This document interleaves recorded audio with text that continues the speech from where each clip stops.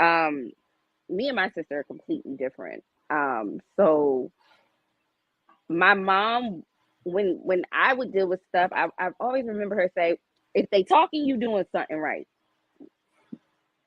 If they talking about you, that means you doing something right. That means they want to be you, or that means they're hating. But when it came to my sister dealing with that, she couldn't approach it in the same way, because me, I've never really cared what anybody had to say about me. So whatever, I always knew who I was. But when it came to my sister, for her saying sticks and stones, for me, I took it as, okay, sticks and stones, I might pick them up and throw them at you. Her, she was, a little bit more softer. And she needed to be told, no, it's not okay that they're saying what they're saying and they're doing what they're doing.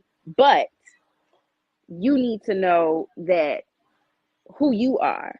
And I feel like if maybe my mom would have approached it in a different way with Risa, then maybe she wouldn't have had to have her sitting at the table for 3.5 hours before she opened up to, tell her this is what it is. So I think that's another thing that parents don't understand, is that you have to parent each individual kid different. The way I parent my oldest is not the same way that I can parent my 3-year-old. The way that I parent my 3-year-old is not the same way that I can parent my 13-year-old, because they're all individual different people with all individual different personalities. So I might be able to address one of them straightforward and tell them this is what it is and let a spade be a spade, but I might have to address another one softer.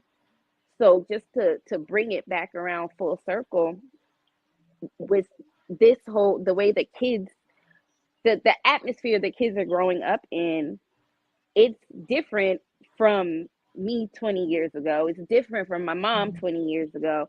And sometimes I feel like as adults and as parents, we kind of sort of just brush off the fact that they're being raised in a different day and a different time. It's like my aunt said, if somebody says something bad about me, you could talk all day in school, but when I go home and I close my door, I don't have to hear the chatter.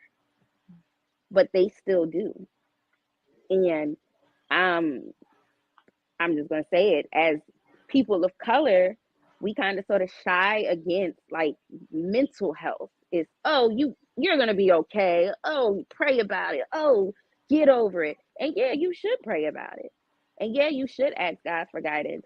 But is there anything else as your parent that you feel like I need? Like my daughter, when she was 10 years old, came to me and told me that she felt like she needed therapy.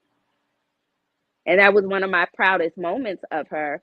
One, because she felt strong enough and comfortable enough to say that.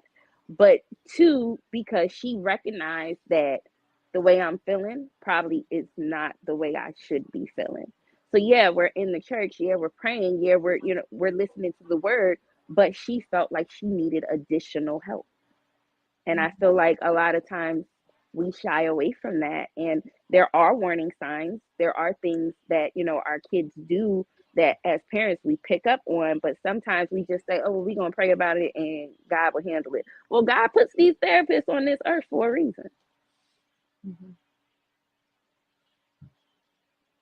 So I think that as parents, we do have to sometimes step back and take ourselves out of it and think about the things that our kids are going through, and think about, would we be able to handle that as a 12-year-old?